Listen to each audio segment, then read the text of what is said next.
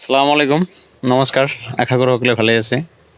আমি গাঁও অঞ্চলৰ মানুহ আৰু গাঁও অঞ্চলৰ মানুহবোৰ কিন্তু খুব সহজ সৰল আৰু গাঁও অঞ্চলৰ মানুহবোৰ কিন্তু সহজভাৱে নিজৰ জীৱনক পাৰ কৰে আৰু গাঁও অঞ্চলৰ মানুহবোৰৰ মাজত খুব মিলাপ্ৰীতি আৰু গাঁও অঞ্চলৰ মানুহবোৰৰ কিন্তু মৰম ভাল পোৱাত নাথাকে কোনো ধৰণৰ কৃত্ৰিমতা আৰু অন্তৰৰ নিখুঁত কোণৰ পৰাই কিন্তু গাঁও অঞ্চলৰ মানুহবোৰ সকলোকে বিশ্বাস কৰি ল'ব পাৰে।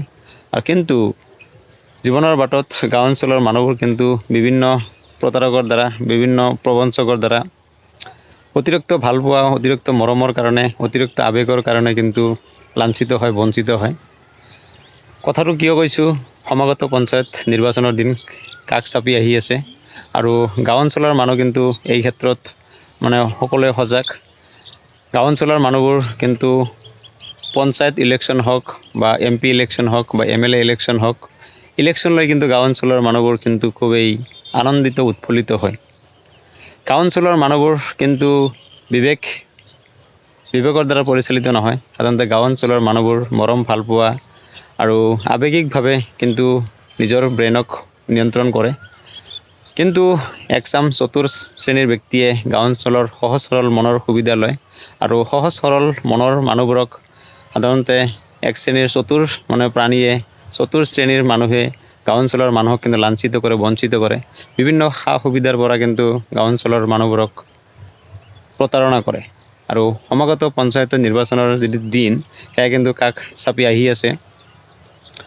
মাই ভোট মাই ৰাইটছ এই কথাটো কিন্তু সকলো ভোটাৰ ৰাইজে মনত ৰাখিব লাগে আৰু যেহেতু আগন্তুক পঞ্চায়ত নিৰ্বাচনৰ আমি বিভিন্ন ধৰণৰ প্ৰতিনিধি আমাৰ গাঁও অঞ্চলৰ পৰা আমাৰ যিটো GP সেইবোৰৰ পৰা কিন্তু প্ৰতিনিধিত্ব কৰি আছে আৰু এই ক্ষেত্ৰত আমি যোগ্য ব্যক্তিজনক কিন্তু সকলোৱে ভোটাৰে নিৰ্বাচন কৰিবৰ কাৰণে পঞ্চায়ত ৰাজত বহাবৰ কাৰণে কিন্তু চেষ্টা কৰিব লাগে।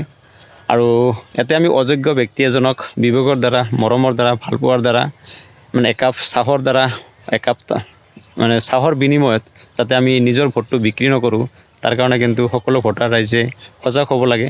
আমি আৱেগৰ দ্বাৰা চালিত হ'ব নালাগে। আচলতে আমি নিজৰ বিবেকক কিন্তু প্ৰশ্ন কৰিব লাগে যে আমি যোগ্য ব্যক্তি সদায় আমি পঞ্চায়তী ৰাজত বহাবৰ কাৰণে চেষ্টা কৰিব লাগে। গাঁও অঞ্চলৰ যি ডেভেলপমেণ্টৰ যি কাম সেয়া কিন্তু পঞ্চায়তৰ ফালৰ পৰাই হয় আৰু পঞ্চায়তী ৰাজ যিটো ব্যৱস্থা সেই ব্যৱস্থাত আচলতে আমি উচ্চ শিক্ষিত স্মাৰ্টনেছ থকা ব্যক্তি এজনক স্কিল থকা ব্যক্তি এজনক কিন্তু বহাবৰ কাৰণে চেষ্টা কৰিব লাগে। এই ক্ষেত্ৰত সকলো ভোটাৰ ৰাইজে মনত ৰাখিব লাগে মাই ভোট মাই ৰাইটছ। আপোনাৰ নিজা এটি অধিকাৰ আছে। এতিয়া আপুনি ভোট কাক দিব, আপুনি কোনটো প্ৰতীকত ভোট দিব সেয়া সিদ্ধান্ত কিন্তু আপুনি ল'ব। গতিকে মাই ভোট মাই ৰাইটছ গণতান্ত্ৰিক দেশ হয়। আমি জনসাধাৰণৰ ভোটাৰ ৰাইজৰ কিন্তু এই পঞ্চায়ত ব্যৱস্থা এই সময়ত কিন্তু আমাৰ হাতত এটি পাৱাৰ আছে, সেইটো হ'ল ভোট দিয়াৰ পাৱাৰ। গতিকে আপুনি যোগ্য ব্যক্তিক ভোট দি পঞ্চায়তী ৰাজ ব্যৱস্থাত বহাবৰ কাৰণে চেষ্টা কৰিব। এই ক্ষেত্ৰত আপোনাৰো ভাল হ'ব, আমাৰ গাঁও অঞ্চল কিন্তু ডেভেলপ হ'ব আৰু আমি যদি সুবিধাবাদী মানুহক পঞ্চায়তী ৰাজ ব্যৱস্থাত বহাওঁ তেতিয়াহ'লে আমাৰ মৰম ভাল পোৱা আৰু আমাৰ যিটো বিবেক এইবোৰ কিন্তু বিক্ৰী হ'ব। গতিকে আমি নিজৰ বিবেকক যাতে আমি বিক্ৰী নকৰোঁ, নিজৰ বিবেকক যাতে আমি কণ্ট্ৰল কৰিব পাৰোঁ, আমি আৱেগিকভাৱে যাতে মানুহক চাহৰ বিনিময়ত ভোট নিদিওঁ, তাৰ কাৰণে কিন্তু সকলো ভোটাৰ ৰাইজে সজাগ হ'ব লাগিব। যিটো সমাগত পঞ্চায়তৰ দিন একেবাৰে ওচৰ চাপি আহি আছে।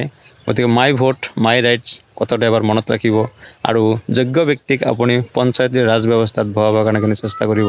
সকলোকে কাতৰভাৱে বিনম্ৰভাৱে অনুৰোধ কৰিছোঁ, মাই ভোট মাই ৰাইটছ।